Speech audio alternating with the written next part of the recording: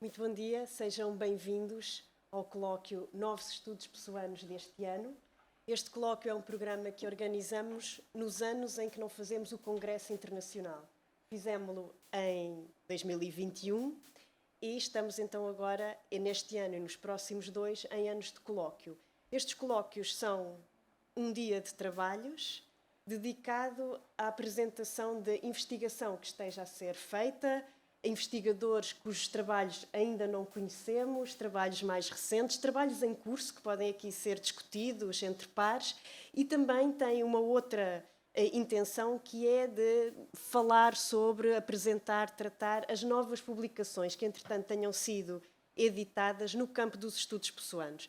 É um dia que esperamos que seja um dia de trabalho ativo, de comunicação entre público e quem apresenta os seus trabalhos, que seja um momento de discussão, que é assim que entendemos estes encontros, que são as pontes mais diretas que nós temos, nós, Casa Fernando Pessoa, com a universidade, com os centros de investigação, com a academia. Saber quem está a trabalhar sobre Pessoa, ter a possibilidade de acompanhar esses trabalhos e de contribuir para o seu desenvolvimento. Antes de passarmos ao início dos trabalhos, com esta primeira mesa que terá a moderação de João Dionísio e que conta com a participação de 3 investigadores que nos vão falar dos trabalhos que têm em curso ou que terminaram recentemente, queria ainda dizer que, em relação ao congresso que aconteceu em outubro do ano passado, publicámos recentemente as atas, podem ser encontradas no site da Casa Fernando Pessoa, bem como a filmagem de todas as sessões, ou seja, temos também a intenção de deixar publicado, obviamente, de deixar acessível os resultados que saem desses encontros. Pode ser encontrado esse material no nosso site, bem como as atas dos colóquios anuais anteriores e as atas dos congressos anteriores. O material está ali, as intervenções estão ali para serem também possibilidades de continuar aquele trabalho, de responder, de nos apoiarmos no trabalho uns dos outros para desenvolvermos a nossa própria investigação, que acredito que é assim que ela se faz melhor. Posto isto, termino. Temos 2 mesas da parte da manhã, 2 mesas da parte da tarde e vamos já agora começar. Muito obrigada e bons trabalhos.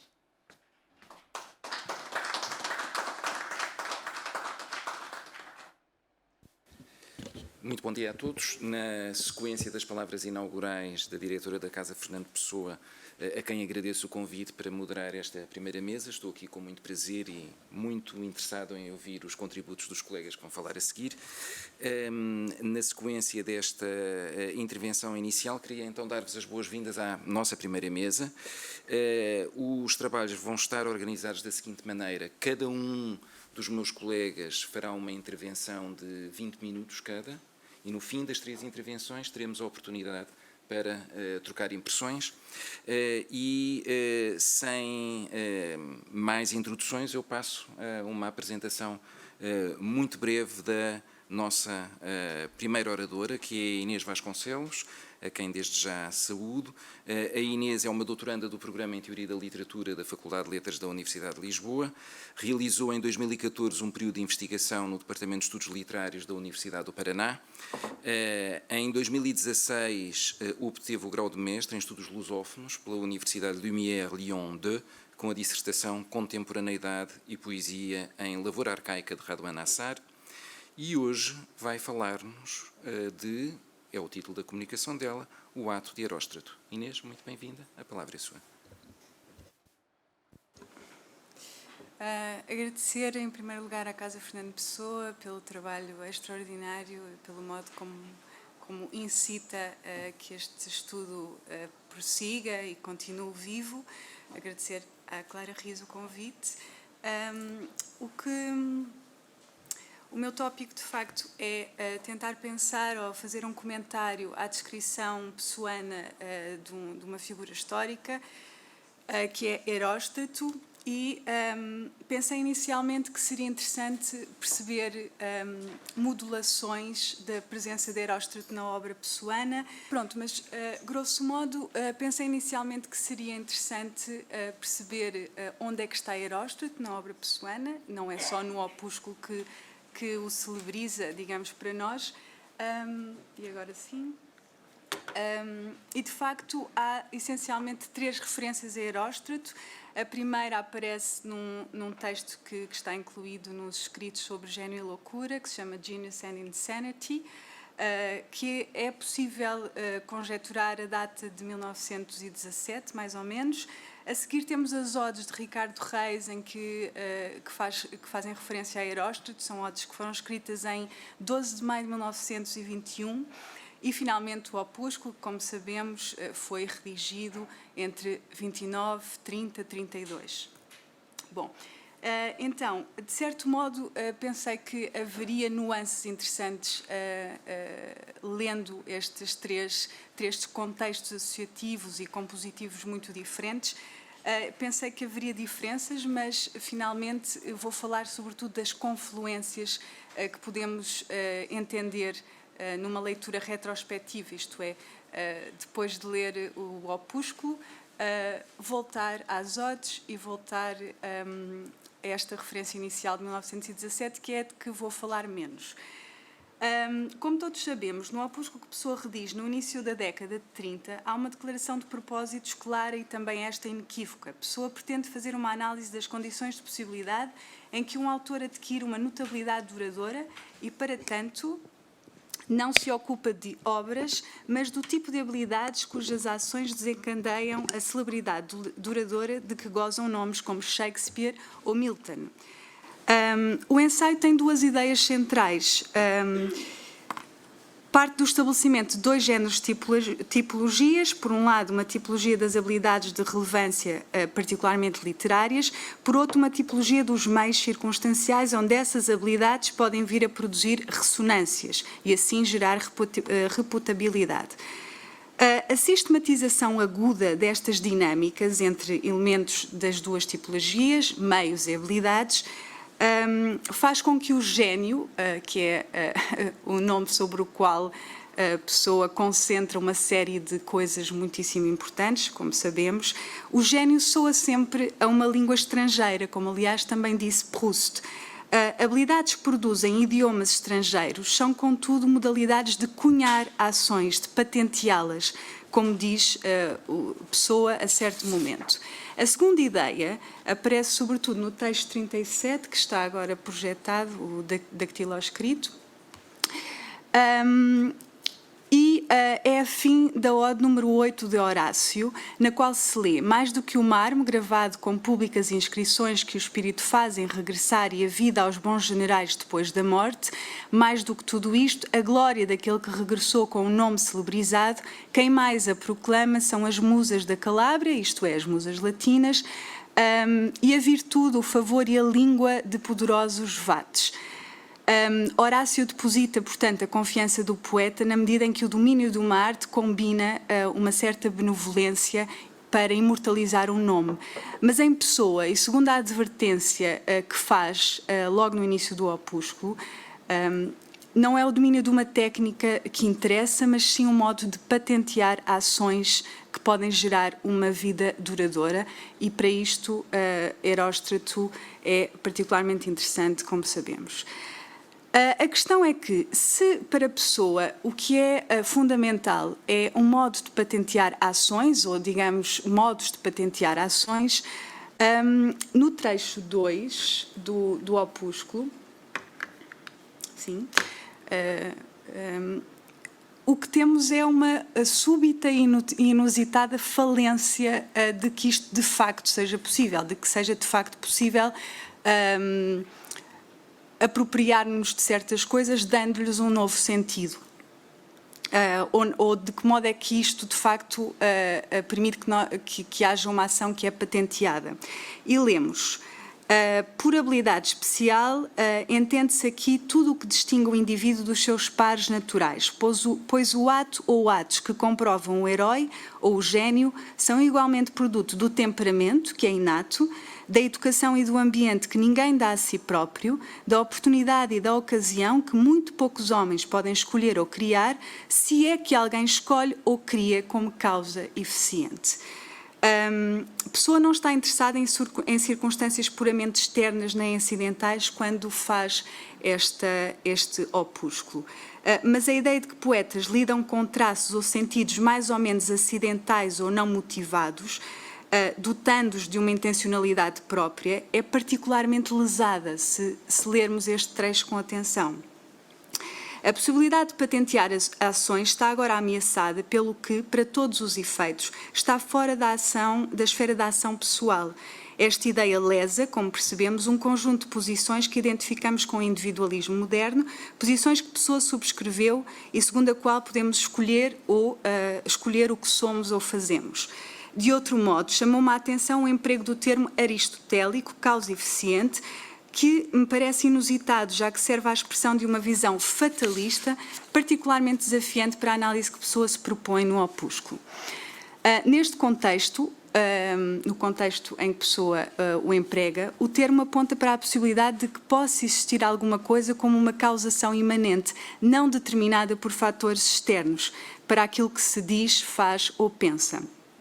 O que vou então propor é que a melhor forma de pensarmos este trecho é recorrendo às odes de Horácio, de Ricardo Reis. No conjunto de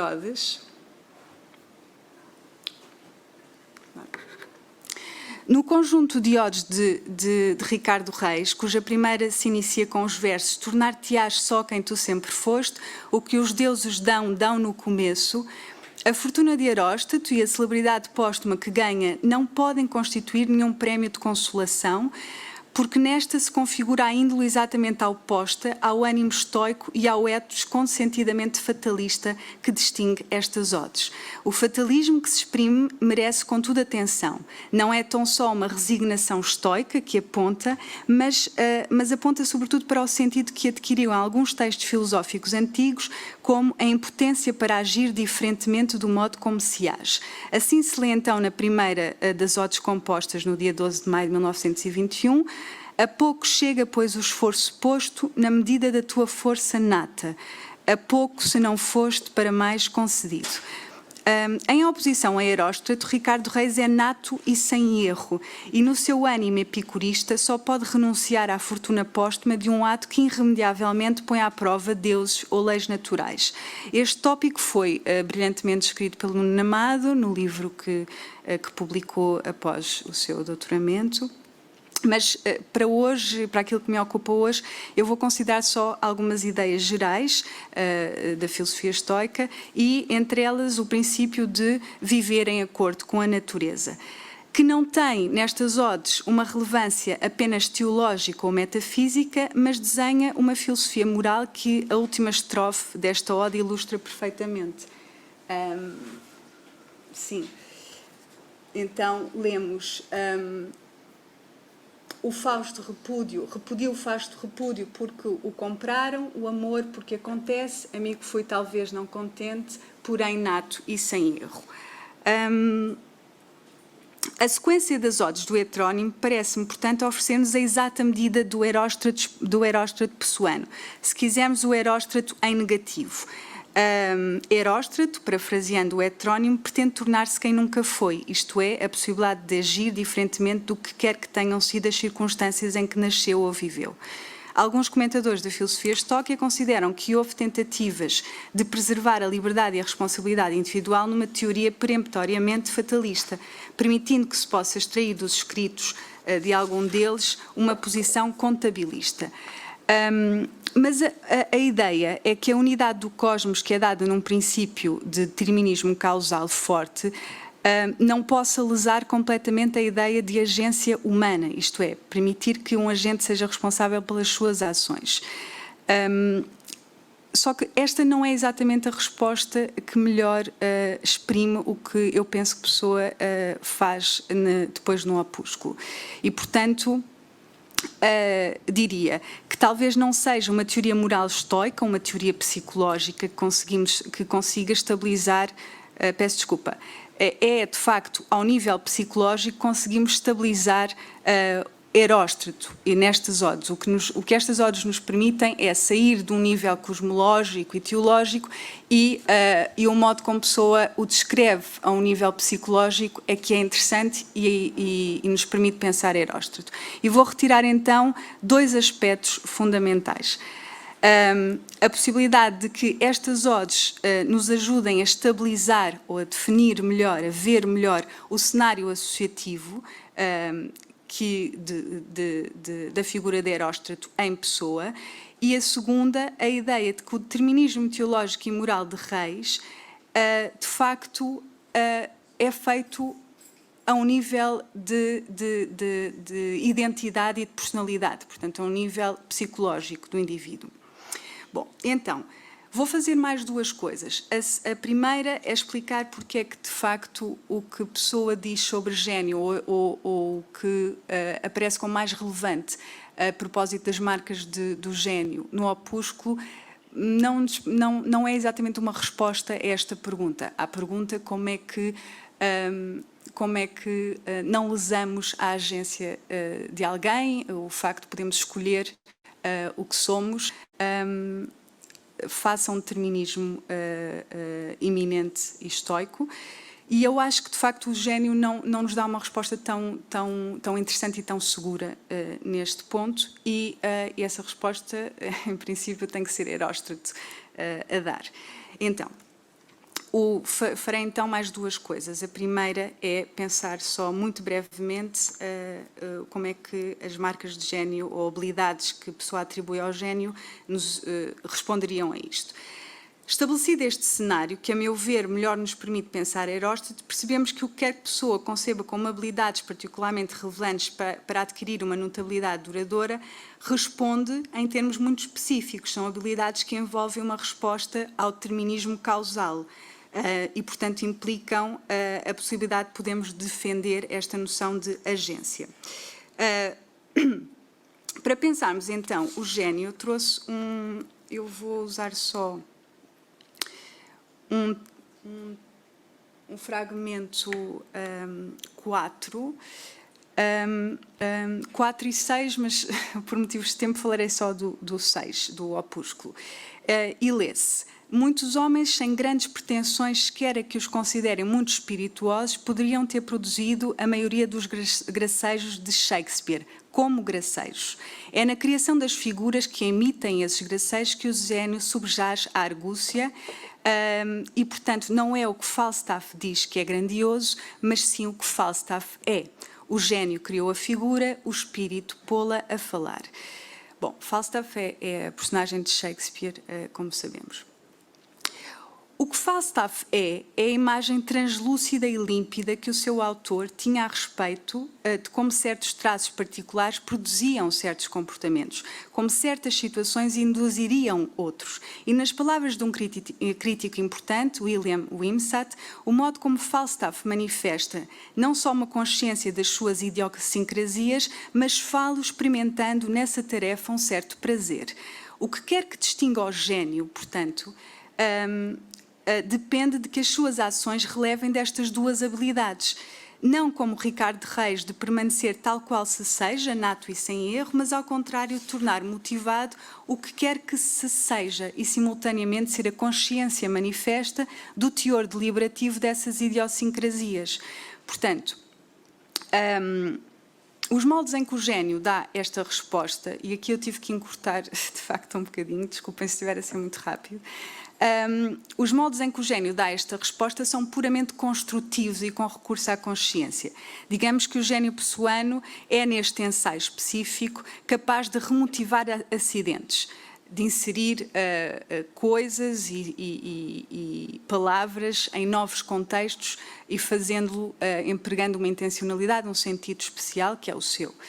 Mas não consegue propriamente interromper uma determinada sequência de ações e reações. Não pode, em termos limites, fazer de tal modo que o que faz, diz ou pensa prescinda das circunstâncias anteriores, de um ambiente formativo, de estados ou disposições que adquiriu e que respondem justamente como os contextos em que as suas ações se tornam inteligíveis. Não é, grosso modo, capaz de reproduzir um intervalo suficientemente lacunar, e é isto que me parece singular em Heróstrato. E vou passar então para o meu terceiro ponto e concluir.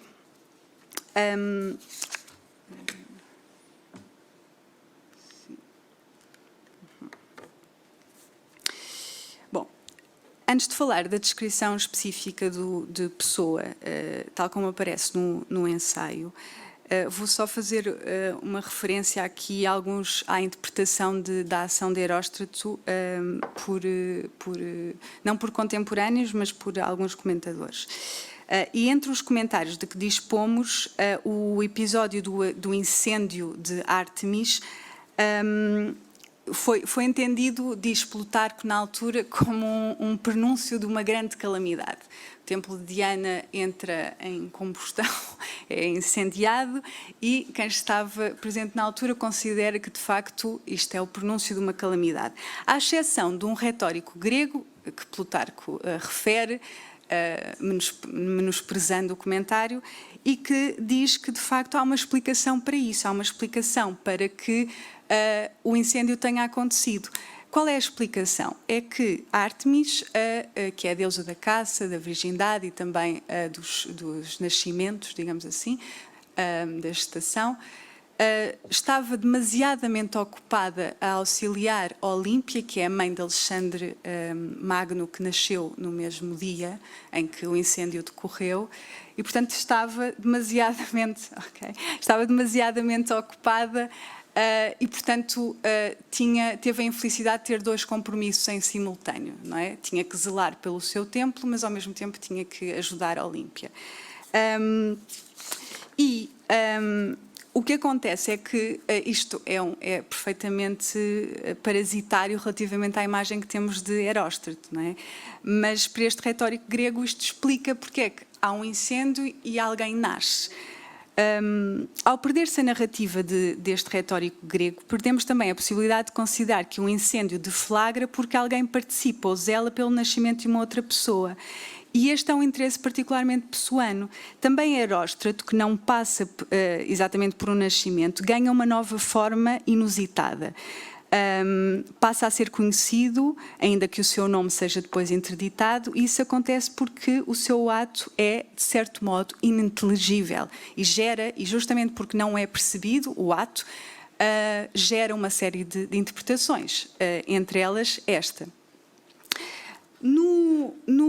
Na descrição de Pessoa, no opúsculo, o modo como este ato de Heróstrato é explicado é através de uma analogia, e há uma progressão muito interessante aqui.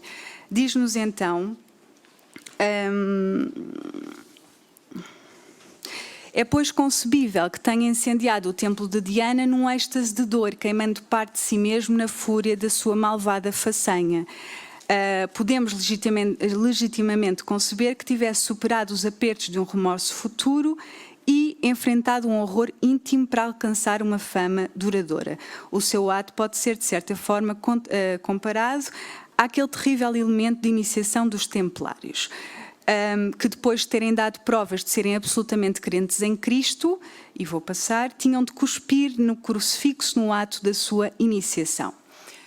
E a analogia de que Pessoa se serve para nos dar um retrato fidedigno da densidade psicológica que percebe em Heróstrato, culmina com a referência a Cristo: sofre como Cristo, que morre como homem, para provar que é verbo.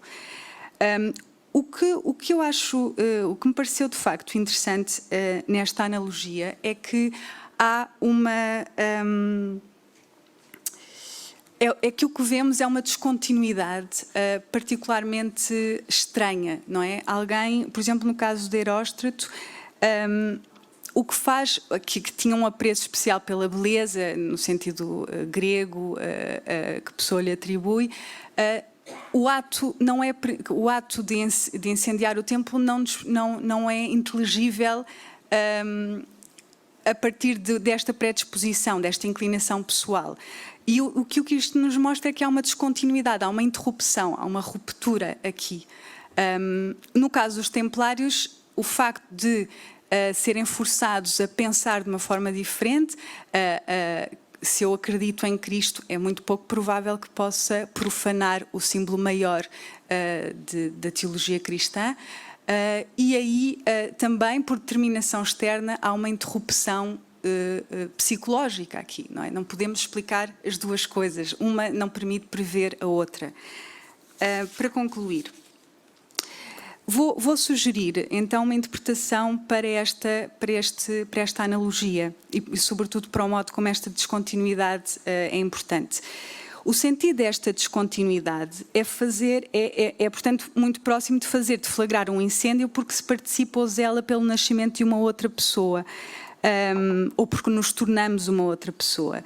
E a hipótese que me tem ocupado agora é o modo como isto responde ao determinismo psicológico de Reis e ao que lemos no fragmento 2, isto é, há particular desconfiança de que se possa abdicar de circunstâncias de uma vida no modo como determinam o que fazemos, dizemos ou pensamos. Neste quesito, talvez seja a cosmologia estoica que favorece a nossa resposta. A metáfora que conduz à cosmologia estoica não é mecanicista como a concepção epicurista, é antes biológica. E vou fazer isto só muito rapidamente. O cosmos é uma coisa viva para os estoicos e Deus está para o cosmos como a vida, isto é, a força de vida de um animal está para o corpo do animal, induzindo-lhe o movimento e direcionando-o.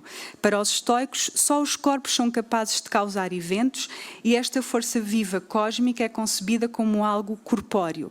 Deus é identificado como logos ou como um fogo ou pneuma dotado de inteligência que estrutura a matéria. Tal como coisas vivas têm um ciclo de vida, também o universo tem. Este ciclo de vida é equivalente ou é orientado por um plano que é identificado com Deus e distinguem-se dois tipos de estado. Um estado em que tudo é fogo e um estado em que o mundo está criado como se conhece. Os ciclos são assim delimitados por conflagrações, apontando-se para uma ideia de recorrência ou repetição que de certo modo está presente também no episódio dos Templários e de Heróstrato. Os Templários tinham que fazer aquilo a que a pessoa se refere para iniciarem um percurso como defensores da fé em Cristo. E é isto que é interessante. Abre, digamos, uma possibilidade de reafirmar uma crença.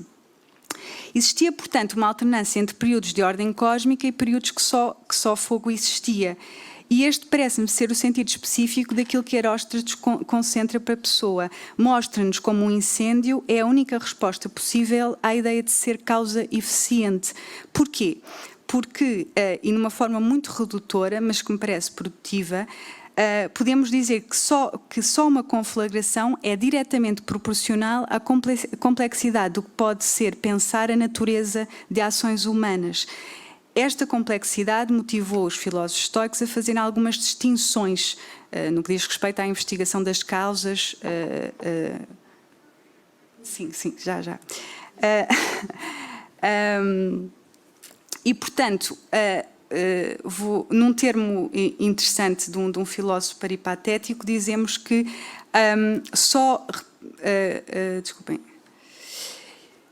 Sim, agora só para concluir. Portanto, só um incêndio responde a este enxame de causas, que é um termo de um filósofo aristotélico. Talvez seja possível, então, considerar que a teoria da conflagração em pessoa tem decorrências muito específicas, como se, de facto, uma pessoa pudesse sujeitar-se por livre determinação a fases de geração e destruição, interrompendo um estado ou fluxo particular de existência. A vantagem é, de facto, a possibilidade de que o que somos ou fazemos se explique por si, atingindo um certo estado autotélico. A seguir a um período de conflagração, o que de facto se inicia ou reinicia é uma obra. Um período de cosmogonia pelo qual objetos, animais e coisas do mundo ganham forma e são constituídos. Pessoa, grosso modo, parece substituir as intuições históricas de uma teoria da mente e identidade por uma solução cosmológica. É assim que me parece que o episódio de Heróstrato urge ser entendido, à luz justamente desta teoria da conflagração. E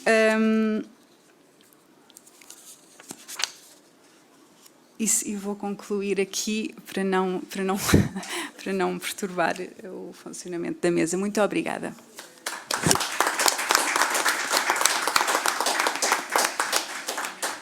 Eu agradeço muito à Inês e peço desculpa por ter de exercer o papel cronométrico. É a parte ingrata da minha função. A parte feliz é ouvir-vos com imenso proveito. Se pudermos, então passamos ao nosso segundo orador. Eu não sei se não seria melhor o Vítor passar para o lugar da Inês, pensando na reprodução. Não é necessário, então se o Vítor se sentir bem, aí eu passo a apresentar muito brevemente o nosso próximo colega. Vítor Varela é licenciado em Direito, com especialização em Direito Internacional Público pela Universidade de Coimbra e é mestre em Teoria da Literatura e Literaturas Lusófonas pela Universidade do Minho.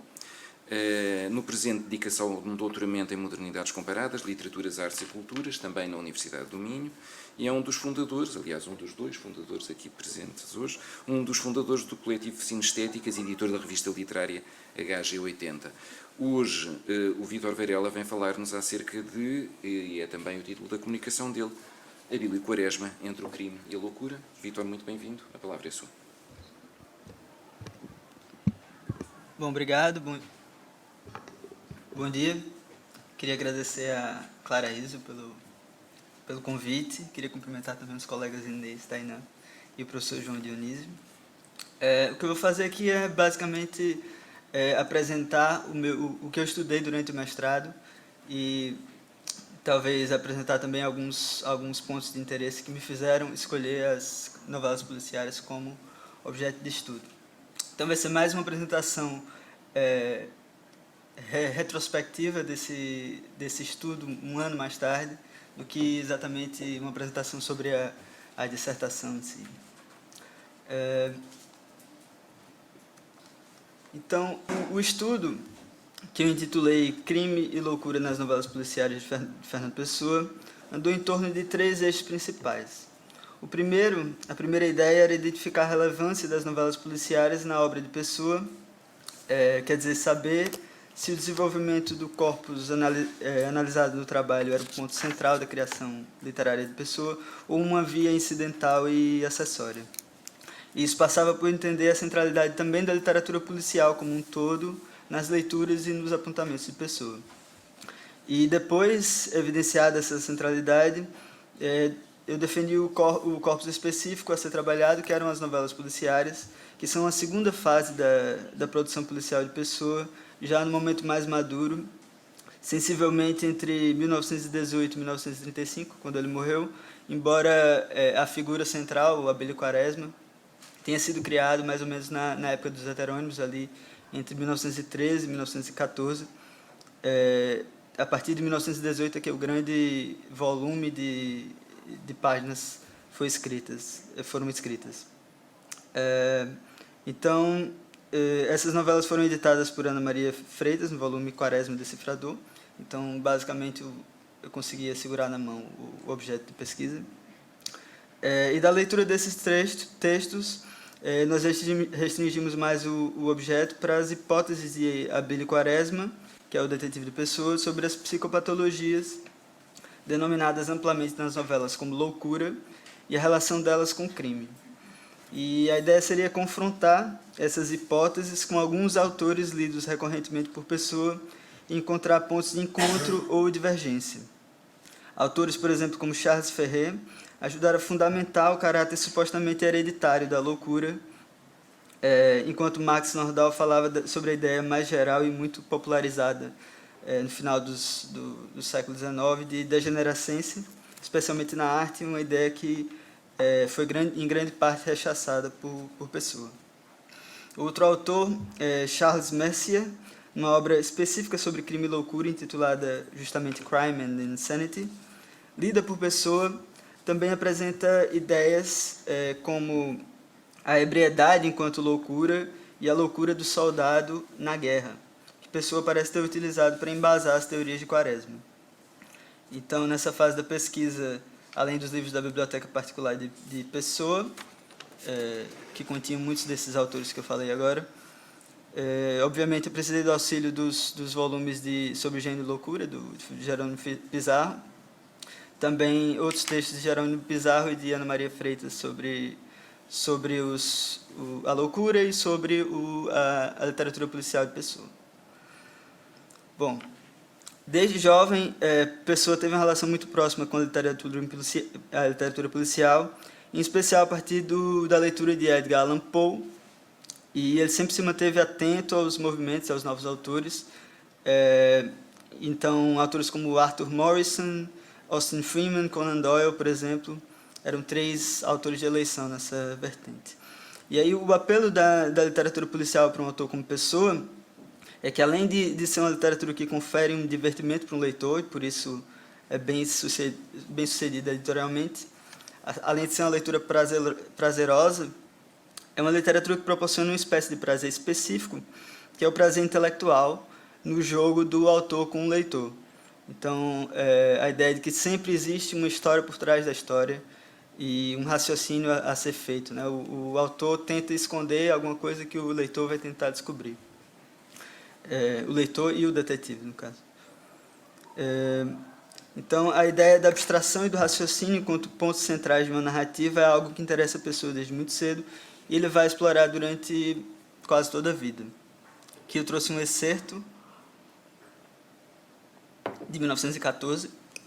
Pessoa escreve: um dos poucos divertimentos intelectuais que ainda restam, ao que ainda resta de intelectual na humanidade, é a leitura de romances policiais. Entre o número áureo e reduzido das horas felizes que a vida deixa que eu passe, conto por do melhor ano aquelas em que a leitura de Conan Doyle ou de Arthur Morrison me pega na consciência ao colo. O volume de um desses autores, um cigarro 45 ao pacote, a ideia de uma chávena de café, resume-se nisto a minha felicidade. Então, a primeira fase da escrita policial de Pessoa começou na adolescência, na África do Sul, quando ele começou a desenvolver um detetive chamado William Byng, e começou também um ensaio intitulado The Detective Story.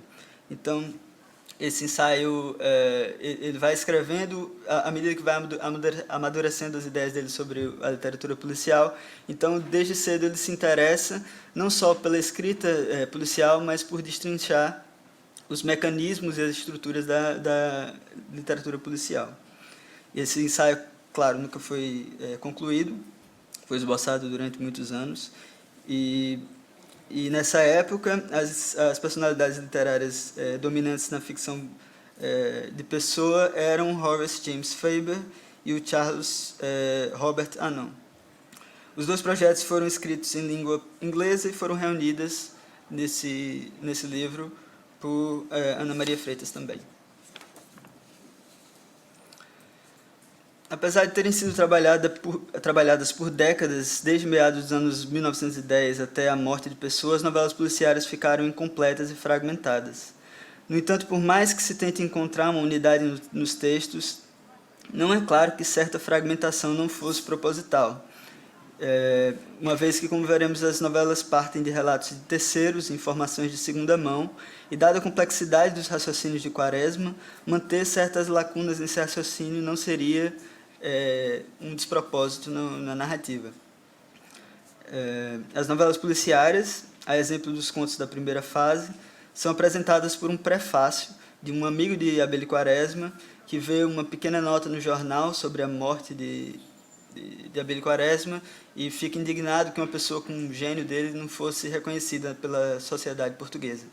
Então, aí o prefaciador toma para ele a tarefa de divulgar e tornar notória essa figura que auxiliava a polícia em Lisboa. E o primeiro conjunto seriam 12 novelas com essa personagem central, que era Abílio Quaresma.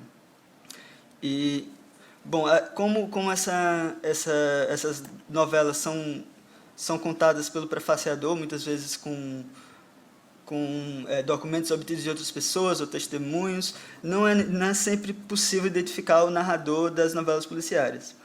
Em um ou outro caso, se pode deduzir que o narrador esteve presente, e no caso do Triplo Fecho, por exemplo, o testemunho é de um José Malheiros da Silva. E aí a história é narrada pelo prefaciador, intermediado pelo relato desse senhor José Malheiros da Silva. O Roubo na Quinta das Vinhas é uma novela em que um engenheiro chamado Augusto Claro reclama a voz narrativa e desenvolve toda a história. Isso é um caso particular, não é comum nas novelas. Mas seja quem for, o narrador é intermediado pelo escritor do prefácio, compondo uma narrativa que é sempre mediada. Bom, Quaresma é um médico sem clínica que decifra casos sem precisar sair do lugar, às vezes sentado numa poltrona e sem precisar de investigações na cena do crime. Embora haja exceções, como a novela que eu referi anteriormente, O Roubo na Quinta das Vinhas, em que ele desce do quarto dele no terceiro andar na Rua dos Funkeiros e caminha até o Terreiro do Paço. E essa cena é interessante porque Quaresma termina os raciocínios dele olhando para o Tejo. E aí o Tejo aparece metaforicamente como se fosse uma espécie de folha em branco para o raciocínio de Quaresma. A novela Morte de Dom João é outra em que Quaresma caminha pelas ruas de Lisboa. Nela, um homicídio que Quaresma deduz ter sido cometido por um guarda ex-militar, cuja irmã tinha se apaixonado pela vítima e eventualmente se matou.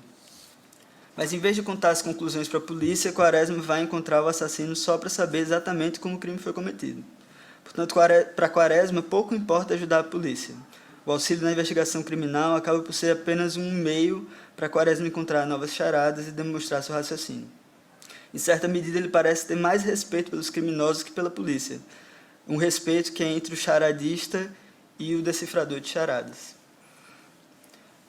Que é uma relação parecida com a do autor do policial e o leitor também. Quaresma aparece frequentemente como alguém com aspecto doentio, ou mesmo como um doente. É também um desorganizado, alguém que não tem competência para a vida mundana. O contraste entre o raciocínio dele e tudo o resto, inclusive a sua própria imaginação, não pode ser menos sutil. Aqui um excerto de uma das muitas descrições de Quaresma. Diz: a cara era corrompida, o queixo retraído e débil, a expressão geral de apagamento e hesitação. Mais vincada ainda pela relativa proeminência do nariz aquilino, estreito, e pela dominação de uma poderosa testa que, sem ser desproporcionalmente grande, destoava, contudo, na saliência relativa do apagamento da parte inferior do fácis. Todo o hábito exterior do homem, desde a sua posição física até o seu traje, marcava aniquilamento e desleixo, sem que a assinatura de um vício especial e de um mau hábito notável revelasse uma causa nítida. Então, a preocupação de pessoa com a caracterização física é especialmente relevante, uma vez que durante muitos anos ele fez estudos de frenologia e fisionomia, principalmente na adolescência. Inclusive, abriram as portas para estudos médicos mais profundos. E nas primeiras histórias policiais, escritas em inglês, os estudos de fisionomia, de frenologia, de grafologia eram muito mais evidentes ainda do que nas novelas policiais. Nas descrições físicas de Quaresma fica sempre claro uma indistinção em relação à aparência. Ele é alguém que não se impõe, que passa despercebido, é um corpo retirado de circulação. O prefaciador fala a certa altura que ele era, no pior sentido da palavra, um inofensivo. Quaresma é, além disso, um alcoólatra e um fumante compulsivo, e esses vícios, eventualmente, provavelmente, levaram à sua morte. Até no aspecto mental, Quaresma parece como uma pessoa sem qualquer originalidade ou imaginação. Tudo que Quaresma tem é o raciocínio. Esse aqui é mais um excerto do prefácio. O mais curioso é que essa individualidade apagada e mortiça, vivendo toda uma vida subjetiva de problemas objetivos, ganhava uma nova e milagrosa energia quando resolvia um problema, sobretudo um problema difícil. O Dr. Quaresma normal era um apenso débil à humanidade. O Dr. Quaresma, depois de decifrar, erguia-se no pedestal íntimo, auria forças incógnitas, já não era a fraqueza de um homem, era a força de uma conclusão. Toda a caracterização de Quaresma vai passar pelo contraste entre o mundo material e o mundo psicológico racional. Embora Quaresma seja representado como um homem de gênio, o gênio nele é muito específico e se restringe ao raciocínio.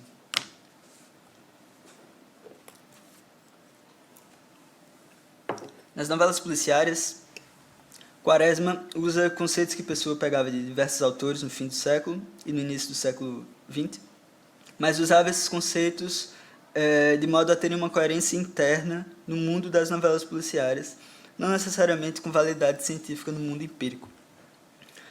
No mundo de Quaresma, as pessoas se dividem entre um estado normal e anormal, ou entre um estado de inadaptação e adaptação. Embora a adaptação e a normalidade sejam conceitos que nunca são realmente definidos. Quaresma diz: as funções da mente ou as qualidades da alma, se assim se preferir dizer, são classificáveis em 3 categorias distintas: o intelecto, a emoção e a vontade. O anormal será, portanto, um indivíduo que ou não pensa como os outros, ou não sente como os outros, ou não quer como os outros, quando não acumule mais do que uma dessas disparidades da norma. Grosso modo, então, Quaresma diz que o louco, o criminoso e o gênio são 3 casos de inadaptação, e por isso têm algumas características em comum. Esses estados são dinâmicos e não estáticos, e tirando o gênio, que tem uma natureza distinta porque não pode ser alcançada facilmente, as outras inadaptações podem atingir potencialmente qualquer pessoa. Dadas as circunstâncias, qualquer um pode ser um criminoso ou tornar-se um louco. Então, a pessoa que não pensa como as outras, esse é o tipo do gênio, né? É alguém que tem a inadaptação intelectual. Quem não sente como os outros é o louco, que tem uma inadaptação emotiva, enquanto a pessoa que não quer como os outros é um criminoso, porque tem uma inadaptação da vontade, inadaptação volitiva. Alguns exemplos de influências externas que podem levar a um estado de loucura, como eu mencionei, são a guerra e o álcool. O soldado é um homem comum tornado louco ou histérico por uma circunstância sociopolítica, a guerra. Enquanto um homicida comum torna-se criminoso por imposições psicológicas internas, para Quaresma uma qualidade epiléptica, o soldado comete um homicídio por uma imposição externa, justamente a guerra. Portanto, enquanto houver sugestões a atuar sobre a mente, todas as pessoas têm a possibilidade de cometer atos criminosos. Enquanto a proposição de Quaresma de que há assassinos governados pela própria loucura comporta a ideia de inatismo nas ações dos homicidas, que conecta com a ideia de hereditariedade na loucura, o argumento da sugestão externa determina um elemento social que impulsiona o cometimento de crimes. E Quaresma completa: todos nós somos assassinos latentes, todos somos assassinos que dormem. Quaresma divide as neuropsicoses em 3: histeria, epilepsia e neurastenia. Esses estados são também dinâmicos e podem se combinar. A epilepsia no século XIX era muito associada à atividade criminosa, e Quaresma nota em geral características epilépticas nos assassinos. A histeria, em geral, é uma neuropsicose da exaltação, enquanto a neurastenia é uma neuropsicose da depressão. A interação entre esses estados pode configurar um diagnóstico de histeroneurastenia, é o termo que qualquer pessoa que estudou a heteronímia deve se lembrar. Em várias ocasiões, a pessoa vincula a histeria a uma exaltação afeita ao dramático, como na exaltação de Álvaro de Campos, por exemplo. E nesse caso, uma exaltação pode ser mediada justamente pela neurastenia, e o que geraria essa psicopatologia híbrida, que é a histeroneurastenia. Há uma passagem interessante no caso Vargas, que é a novela mais desenvolvida das novelas policiais, em que um personagem compara o estado psicológico de um criminoso ao de um artista no momento da composição. Essa é uma comparação curiosa, a do autor e do criminoso.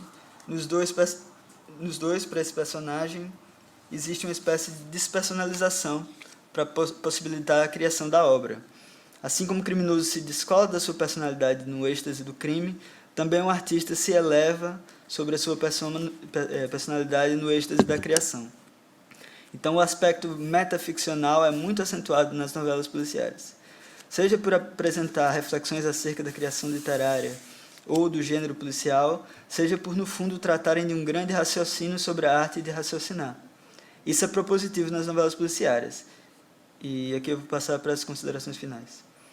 Desde quando começou a escrever sobre o gênero policial no final da adolescência, Pessoa tinha a ideia de que o enredo da história policial era o próprio raciocínio do detetive. E a virada do policial de Quaresma é justamente que esse raciocínio se torna metalinguístico, é um raciocínio sobre o raciocínio. E se pararmos para pensar que Pessoa escreve um prefaciador que relata uma história relatada por outra pessoa, sobre como Quaresma raciocina sobre o raciocínio, as camadas metaficcionais são uma espiral quase sem fim.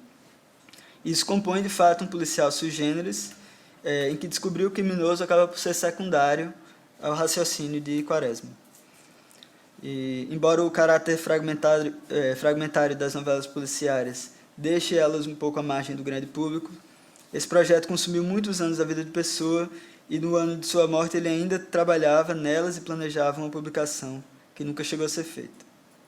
Quaresma, não apenas enquanto personagem complexo que é, mas também pelo projeto de torná-lo algo mais do que uma simples personagem, com a atribuição de sua autoria a um ensaio sobre a identidade de Shakespeare, que nunca chegou a ser escrito, é um fascinante objeto de estudo, mas também para o leitor descomprometido pode ser uma divertida leitura e até engraçada em vários momentos.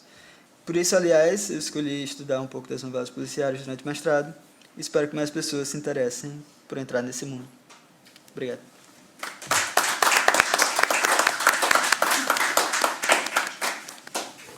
Agradecemos ao Vítor Varela esta comunicação, que com certeza, à semelhança da primeira, vai suscitar várias questões no período de troca de impressões, mas para já, enquanto assistimos ao Sobidez, passamos para o nosso terceiro colega desta sessão da manhã, o Tainan Santos. O Tainan de Camargo Santos é doutorando no Programa de Modernidades Comparadas da Universidade do Minho, sendo mestre em Literaturas de Língua Portuguesa pela mesma universidade, com uma dissertação intitulada Além da Curva da Estrada, Metáforas de Vida e Morte na Poesia de Alberto Queiro e Fernando Pessoa Ortónimo. Não por acaso, a base, com certeza, da comunicação que nos vem apresentar. Como o Vítor é cofundador do coletivo literário Sinestéticas e editor da revista digital HG80, além disso, co-editora da antologia Os Fácios. É finalmente membro do Grupo de Estudos Brasileiros da Universidade do Minho. Muito bem-vindo, a palavra é sua. Acho que eu vou de pé.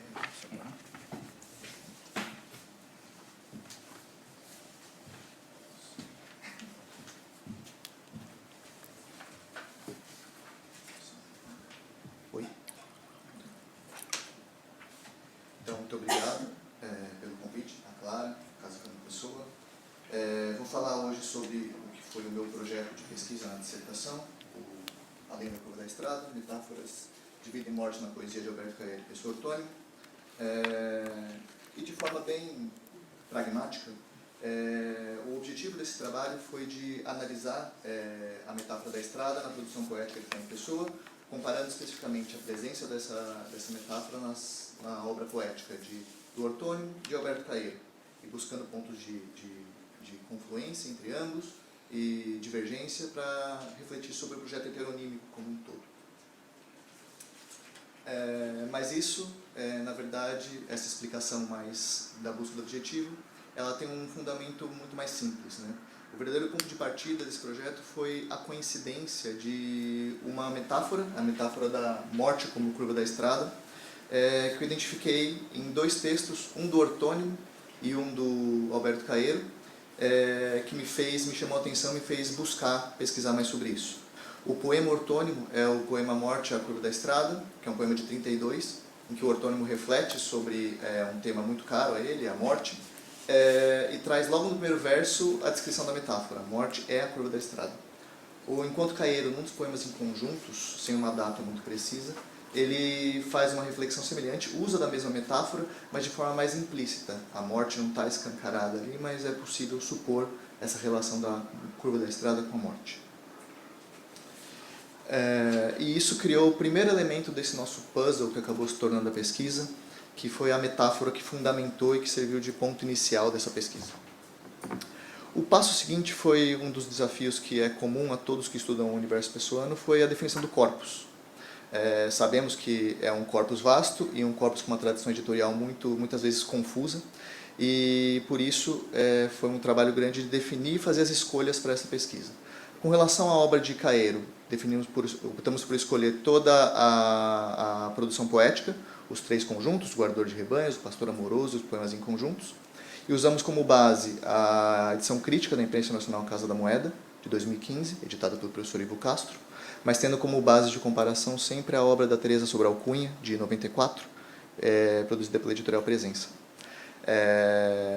Para a produção ortônima, que é uma produção muito mais vasta, a necessidade de corte era ainda mais, precisamos de um corte ainda mais fechado, então optamos por excluir todos os textos que não fossem em língua portuguesa e tiramos também os conjuntos fechados, como o Fausto ou mesmo Mensagem, por entendermos que eles equivalem quase que a uma assinatura própria. Mas mesmo assim, pegamos um conteúdo vasto de corpos aí, poemas de 1902 a 1935, usamos também a base da edição crítica da Imprensa Nacional Casa da Moeda, da qual o professor João Dionísio é um dos editores, de um dos volumes. E como nessa coleção ainda falta os textos anteriores a 1915, usei também a produção da professora Manuela Parreira da Silva, Ana Maria Freitas e Madalena Dini, produzida pela Ciri Alvim, que contempla os textos de 1902 a 1914. E isso, na verdade, foi o nosso corpus para poder começar a explorar os elementos que nós buscávamos aqui. Porém, quando falamos do ortônimo, há sempre um desafio de refletir sobre como segmentar esse ortônimo.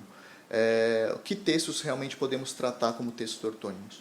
E isso leva a uma reflexão sobre a questão do autor, que é um tema muito comum, um tema estudado por todos os grandes pesquisadores dos estudos pessoanos, e que, para nosso estudo especificamente, nós usamos como base principalmente a teoria do professor Gustavo Rubin, que ele propôs na revista Estranhar Pessoa, em 2016, o conceito do hiperautor.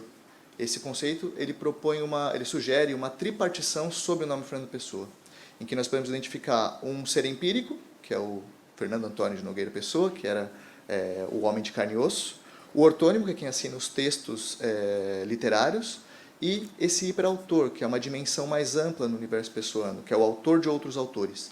É aquele que organiza sistemática e teleologicamente os textos produzidos sob todas as assinaturas. Então, a partir daí, nós tínhamos uma definição clara de quem era esse ortônimo e o que queríamos estudar como um dos lados da nossa pesquisa.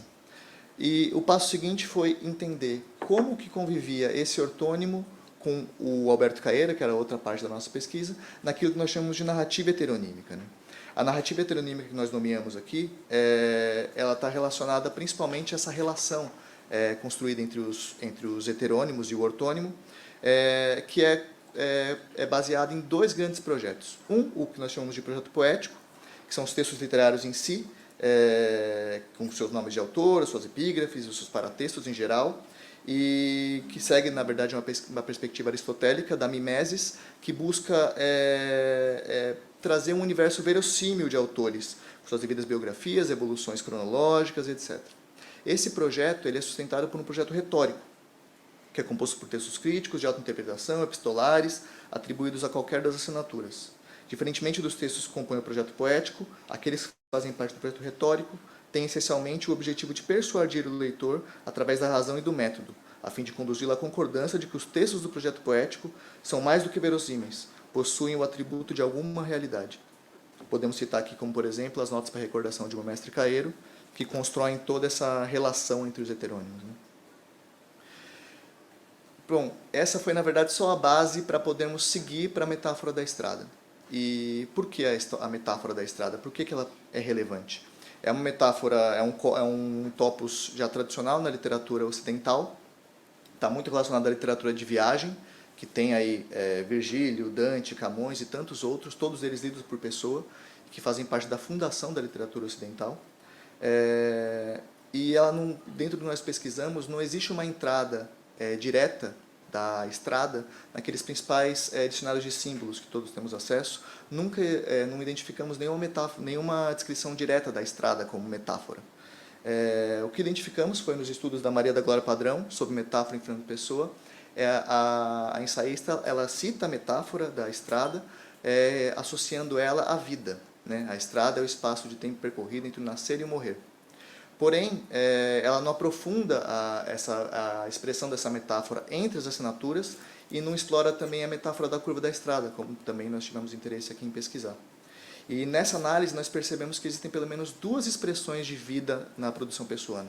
Uma vida, que é essa que a Maria da Glória Padrão expressa, que é uma jornada entre nascer e morrer, e uma vida em maiúscula, que representa uma jornada mais ampla, uma jornada que começa antes do nascer e vai para além da morte ou além da curva da estrada.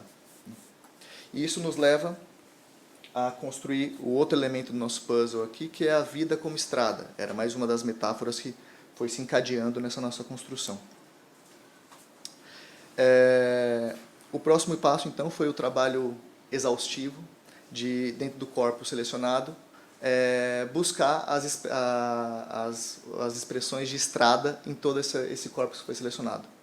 Foram aí, o que é a parte boa disso aqui, isso se transformou no anexo da minha dissertação, então quem eventualmente se aventurar a pesquisar sobre a estrada, a pesquisa já está feita, as bases já estão consolidadas. E dentro dos mais de 1.800 poemas analisados do ortônimo, identificamos 133 poemas em que a estrada aparece, sendo que a primeira menção é num poema de 1908, muito antes do surgimento dos heterônimos. E nos cerca de 130 poemas analisados de Alberto Caeiro, identificamos 13 poemas em que a estrada aparece, ou seja, uma prevalência nesse total muito maior do que na do ortônimo.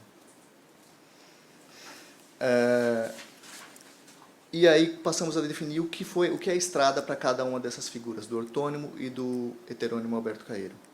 Para o ortônimo, caminhar pela estrada é motivo de lamentação, pois ele percebe que a vida, aquela vida em minúscula, é irrelevante se comparada com a vida em maiúscula, que segue para além da curva da estrada. Essa percepção é sustentada pela sua faceta ocultista, em que ele projeta a si mesmo para uma existência maior, além da morte. A própria figura da estrada aparece como um dos símbolos maçônicos e rosacrucianos com os quais ele tem contato, relacionado à iniciação, ao processo de elevação, ao monte do conhecimento. Isso também justifica sua valorização da alma sobre o corpo, uma vez que o corpo perece no momento da morte e a alma segue livre depois deste. A estrada no texto do ortônimo aparece adjetivada, como certa, definida, através da sua função, através de quem caminha pela estrada. São diversas expressões dessa estrada. Alguns dos mais célebres poemas do ortônimo também fazem referência à estrada. Dentro do conjunto Chuva Oblíqua, por exemplo, existe uma menção à estrada, no Passos da Cruz também há uma menção, e poemas como Hora Absurda, Iniciação e Eros e Psique. E aqui eu trouxe só como referência um poema de 1935, que foi escrito, curiosamente, de agosto de 1935, ou seja, já na reta final da vida do Pessoa. Um poema que foi escrito, curiosamente, no mesmo suporte em que foi escrito o poema Conselho, o último publicado por Pessoa. Nesse, o ortônimo sintetiza um pouco sua filosofia, né? Ali os últimos versos: pobre de tudo, salvo de ir seguindo, tenho contudo uma esperança ainda, é que Deus dê a quem assim vai indo uma estrada que nunca seja finda, ou seja, sua projeção para além da morte. Para Caeiro, Caeiro segue um caminho ou um sentido diferente. Para ele expressa que a vida em minúsculo é tudo, por isso a ideia de vida em maiúsculo é inviável e desnecessária. Essa perspectiva é associada diretamente à sua noção de tempo. Sendo ele poeta que afirma sentir-se nascido a cada momento para a completa novidade do mundo, o percurso ou o tempo de duração de sua vida é impossível de ser calculado, pois ele começa a cada instante, inviabilizando passado e futuro num presente que é tudo. Por isso também ele valoriza o corpo e os sentidos em detrimento da alma e do pensamento. O tangível, aquilo que é concreto, é o que define a estrada de Caeiro. Por isso ele segue livremente pela estrada, pois não parte de lugar nenhum e não tem um destino definido. Também é importante destacar a filiação da estrada de Caeiro ao pensamento de Walt Whitman. Isso fica claro na análise da marginália, feita pelo professor Patrício Ferrari, em que no Leaves of Grass, a edição de Leaves of Grass que havia na biblioteca de Fernando Pessoa, há citações diretas a Alberto Caeiro, como explicação a Caeiro, e sabemos que um dos capítulos dessa obra do Whitman, By the Roadside, lembra muito o Caeiro à beira da estrada, do poema 10º, do Guardador de Rebanhos, em que ele conversa com o transeunte que pergunta para ele sobre o vento e etc. Ou seja, nessa comparação entre as estradas para ortônimo e para Caeiro, identificamos em grande medida que ambos assumem direções diferentes. Michel Onfray apresenta na sua teoria da viagem os arquétipos do pastor e do camponês que nos parecem bastante condizentes com a oposição entre o mestre e o discípulo, na narrativa heteronímica. O pastor é aquele que segue livre pelas estradas, sem estar realmente engajado nela, sem deixar pegadas, enquanto o camponês é aquele que se aprofunda na terra, é nacionalista e caminha pela estrada sem buscar realmente um destino novo. Claramente, Caeiro se apresenta como um pastor, enquanto esse camponês do ortônimo pode ser identificado como aquele camponês que andava preso em liberdade pela cidade, que caero se referencia a cesário verde, mas pode ser associado também ao ortônimo. Destacamos assim 3 dimensões em que caero e ortônimo são contrapostos ali. São na dimensão filosófica, nas dimensões estética e narrativa, que há esse ponto de oposição entre caero e o ortônimo. Com isso, construímos mais um elemento aqui, que é o viver como jornada ou caminhar.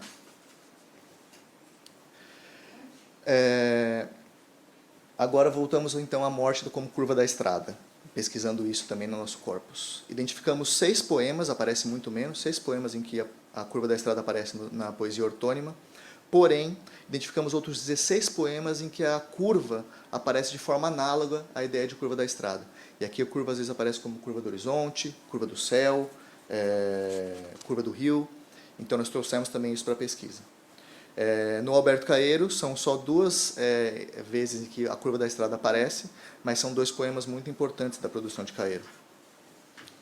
Ele aparece não à toa no primeiro poema, no poema 1 do Guardador de Rebanhos, ou seja, na gênese do Alberto Caeiro, com esses versos, para além da curva da estrada, os meus pensamentos são contentes, em que revela claramente que essa é a primeira aparição de curva da estrada, e a segunda naquele texto que nós já trouxemos, que é para além da curva da estrada, que é dos poemas em conjuntos, ou seja, o ciclo que fecha a vida de Caeiro. Nesse poema em conjunto, o mestre ensina que todo e qualquer pensamento para além da curva da estrada é inútil e alheio, e que a plena experiência da vida se dá exatamente no caminhar, num tempo que não tem passado ou futuro, um presente pleno, uma existência completa daquele que desperta a cada momento para a eterna novidade do mundo. E é sempre curioso reforçar que aqui tem uma repetição insistente da curva da estrada, que segue aquele modelo explicativo e bastante prezando pelo óbvio, digamos assim, para ensinar e para fazer o seu magistério, né? É a repetição ao invés do uso metafórico de forma muito complexa. No ortônimo, a curva da estrada, como dissemos, ela aparece não só, a curva não aparece só como estrada, mas como curva do horizonte, aqui é um dos exemplos, e eu optei por trazer esse dístico, a curva do horizonte que a gente passa da vista e não do ser ou estar, que é um dístico interessante que ele encabeça 3 poemas distintos na obra pessoana, 3 poemas escritos na década de 20, em anos diferentes, e que tem um pensamento, ou exprime uma ideia muito semelhante àquele poema da Morte à Curva da Estrada, de 32, em que, além de falar de um horizonte, de uma curva que vai além, traz também o elemento da visão como guia, né? Passada da vista, que a gente passa da vista, não do ser ou estar. Enquanto no poema de 32, a morte é a curva da estrada, morrer é só não ser visto. Então essa prevalência da visão como sentido, como guia ou como olhar, aqui eu acho que fica mais claro a gente explicar o que é a curva da estrada. Ela basicamente significa esse processo que é quase uma ilusão de ótica, né? Que você caminha na estrada, você tem sempre uma curva no horizonte, mas essa curva se renova a cada passo. E essa curva que nunca se alcança é a metáfora da morte. É aquilo que você não tem um plano para chegar, você não consegue chegar na curva da estrada. Você ocasionalmente encontra ela. E nesse sentido que nós identificamos que aqui, nessa altura, quando falamos da morte e da curva da estrada, ortônimo e caeiro já não divergem tanto quanto divergiam no caminhar, na visão sobre a estrada. Identificamos que, por mais que cheguem por caminhos diferentes, ambos são condicionados a passar pela mesma curva da estrada, a morte. Aqui a oposição apresentada na relação com a estrada da vida passa a convergir. Ambos entendem que a passagem da morte como um momento de retorno ou reintegração. O ortônimo como retorno à sua verdadeira forma, da alma livre do corpo, enquanto Caeiro interpreta como uma reintegração àquele todo impossível chamado natureza. Identificamos aqui só 3 características que aproximam ou que coincidem entre ambos. É o mecanismo da contradição, ambos são contraditórios dentro do seu universo, dentro da sua própria assinatura. Ambos usam da negação para afirmar a si mesmos, né? Eles negam o outro, negam entre si para poder afirmar a sua própria identidade. E o ciclo do caeiro doente, que também nessa produção, Richard Zenit fala sobre isso, o como esse caeiro se assemelha muito ao ortônimo, esse caeiro doente do ciclo do guardador de rebanhos. E então concordamos com o Eduardo Lourenço acerca da semelhança entre as vias salvíficas que Caeiro e o ocultismo do ortônimo representam para esse hiperautor. Cada um, à sua maneira, encontra um caminho ou uma definição que nos permite estar conectados com o eterno. O ortônimo, no poema Iniciação, descreve o processo de despir-se do corpo para ter a sua alma exposta pelos arcanjos da estrada, até chegar à conclusão, um bocado cairiana, de que não há morte. Enquanto Caeiro, no seu penúltimo poema, aliás, o único poema que Caeiro dedicou a alguém, dedicou a Ricardo Reis, ele diz que os deuses são deuses exatamente porque eles não têm corpo e alma, mas só corpo e são perfeitos. O corpo é que lhes alma e tem a consciência da própria carne divina. Ou seja, com isso nós concluímos essa estrutura de metáforas que compõe essa estrutura complexa de metáforas encadeadas, que parte da ideia de que a alma, como objeto, ela pode ser acondicionada num corpo, esse corpo este que vive, ou segue uma jornada, por essa estrada metafórica da vida, até a morte, ou seja, a curva da estrada. Essa estrutura que foi construída nesse projeto, ela foi inspirada na proposta de metáfora conceitual apresentada por Lakoff e Johnson, em que nessa obra, Metaphors We Live By, os autores defendem que a metáfora é mais do que um elemento linguístico, trata-se de um modelo de estruturação do pensamento humano. Eles usam um exemplo muito ilustrativo da ideia de tempo é dinheiro, em que um conceito abstrato como tempo é tratado na língua como através de uma coisa empírica, uma coisa concreta, que é o dinheiro. Daí é natural falar de gastar tempo, perder tempo, investir tempo, porque nós usamos como mecanismo do cérebro humano usar conceitos concretos para definir conceitos abstratos. E com isso, nós concluímos que o processo de condicionamento das ambiguidades, a cuidadosa secção e acentuação dessas entre as assinaturas e dentro de cada uma delas, as críticas dos heterônimos entre si, etc., tudo isso representa uma imposição intelectual sobre o absurdo, o esforço racional de sublimação da loucura conduzido pela instância mais alta da literatura pessoana, o hiperautor. Sublimação essa que é duplamente íntima e pública. Representa tanto a busca de um homem por respostas às suas angústias, relacionadas à noção do eu, à ideia de Deus, à fiabilidade dos sentidos e dos sentimentos, quanto o esforço de um hiperautor por absolver toda uma civilização ocidental das suas contradições e cumprir aquele que seria o seu projeto fundamental, ser o grande poeta.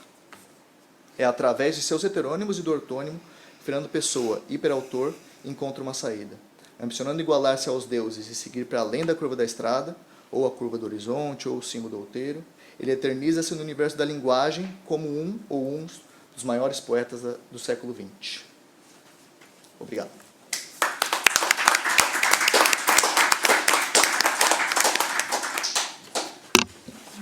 Muito obrigado, Tainan, por esta comunicação e, pelas minhas contas, nós temos cerca de 15 minutos que podemos usar para trocar impressões e esta é a altura aguardada pela assistência, porque a palavra agora é vossa e os nossos comunicantes estão a aguardar as vossas perguntas, comentários, sugestões.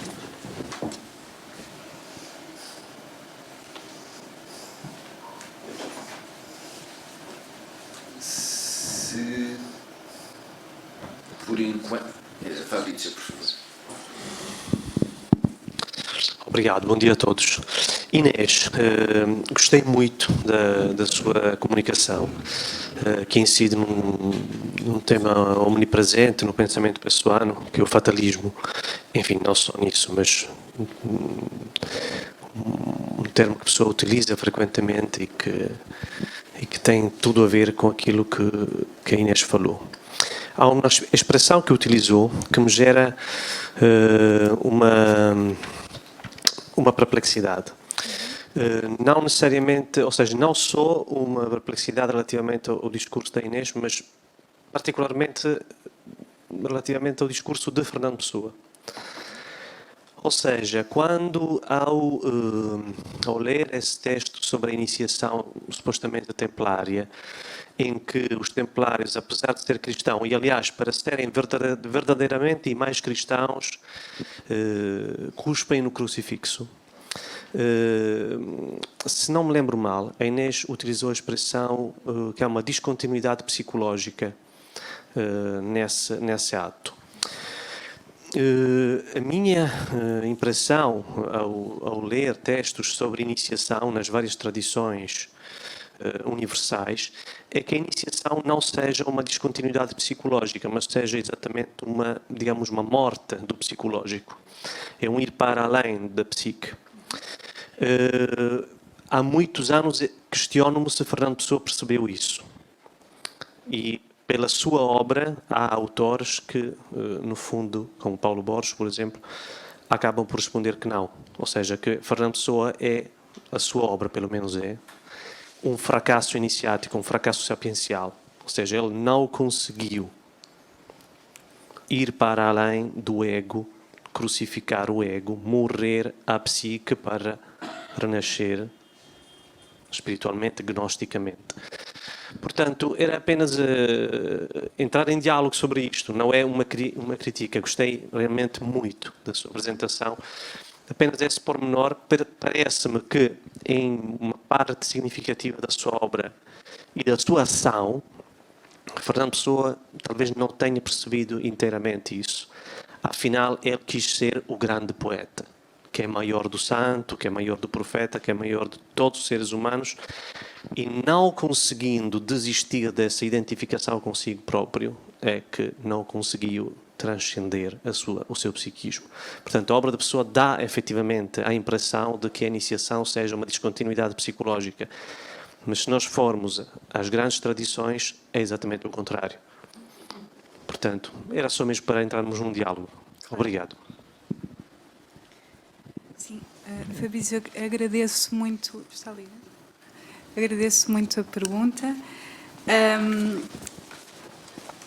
De facto, os textos que temos disponíveis e que testemunham as leituras de Pessoa sobre as grandes tradições de que fala, são textos sobre os quais me perguntei muito, porque exige uma certa escolha, exige que se pense qual é o lugar exato que devemos dar a esses textos e a essas leituras.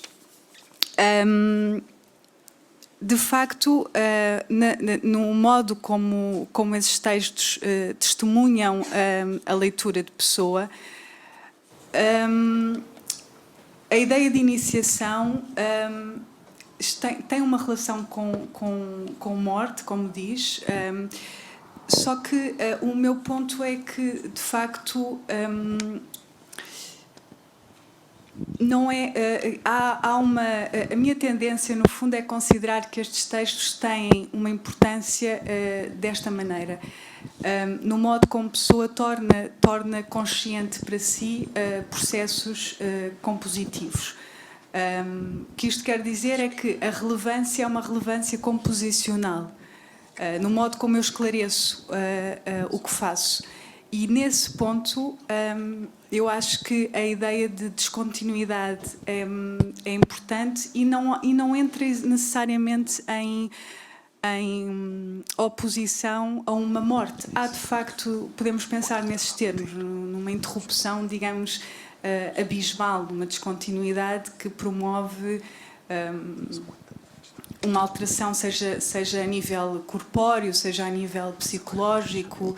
Portanto, não vejo que, do ponto de vista da obra de Pessoa, que é de facto o que motivou, digamos, a minha referência à iniciação e tudo mais, eu tendo a pensar assim e nesse ponto não vejo que haja muita diferença entre considerarmos a morte como uma descontinuidade. Não sei se estaria de acordo comigo, mas...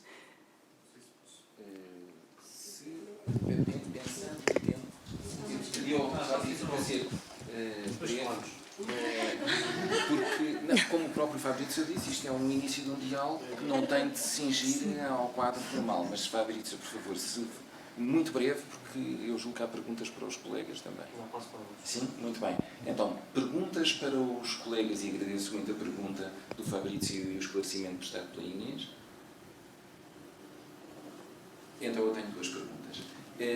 São duas perguntas que também, à semelhança do que disse o Fabrício, são no início de um diálogo que não tem de ficar fechado aqui.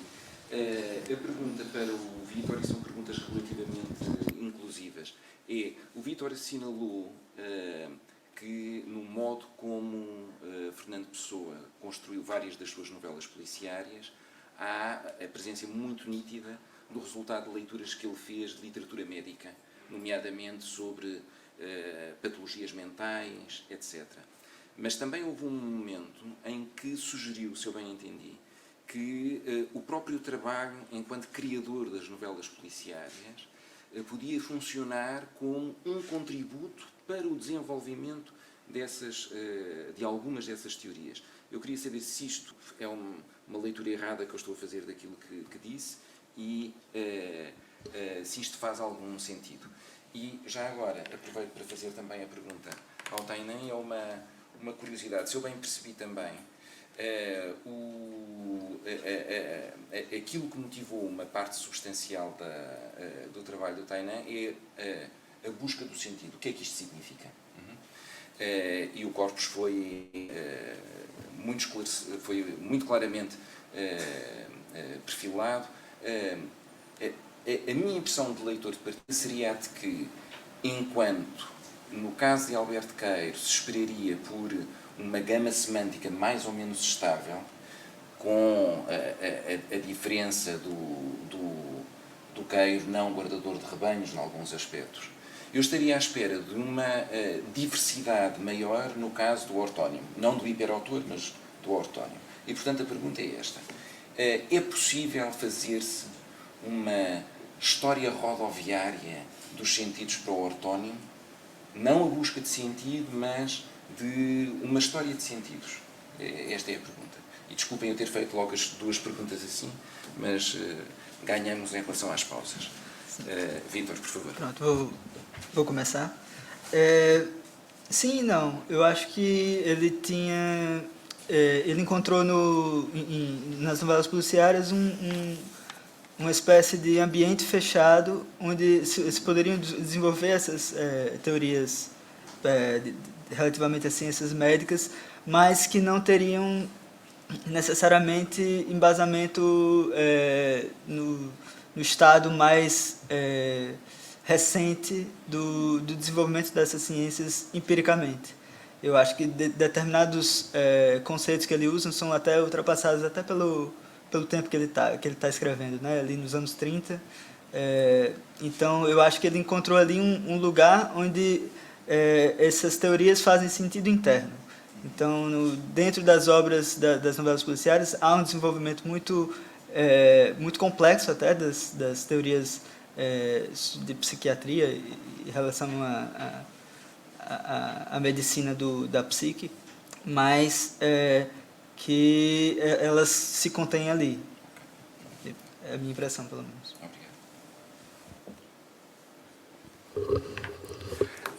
Obrigado, professor, pela pergunta.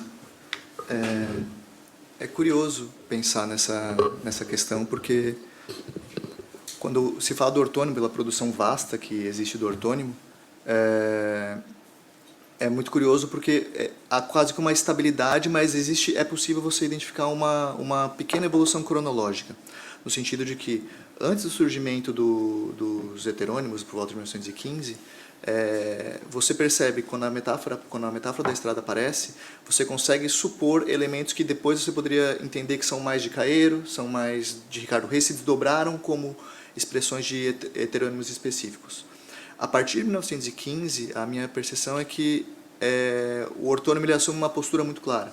Ele está sempre a lamentar esse caminho, ele está sempre a olhar para a estrada como uma lamentação, como algo que é irrelevante e sempre uma projeção para algo além.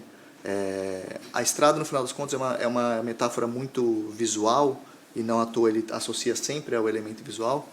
Essa estrada como vida, ela é realmente um espaço em que diversas vidas ou diversos corpos estão ali a transitar em simultâneo.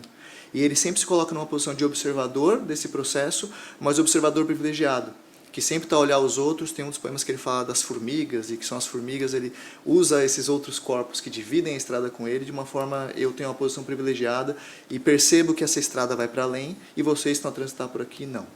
Então o ortônimo assume sempre essa postura. E outros fatos curiosos relacionados à estrada é que ela acaba servindo como uma ferramenta muito prática, no caso do ortônimo, que usa muito das rimas e tem uma métrica muito acentuada, uma parte mais formal.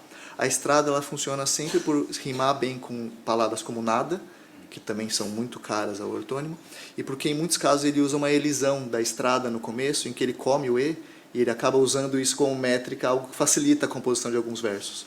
Então, são duas questões, uma questão formal e uma questão de construção da narrativa heteronímica que tornam essa estrada bastante alinhada, bastante consistente, ortônima a partir de 1915. Ok. Muito bem. Eu agradeço imenso as vossas comunicações. Tenho indicações da organização que temos de preparar rapidamente a transição para outra estrada que se aproxima aí no horizonte. E saúdo-vos a todos. Muito obrigado.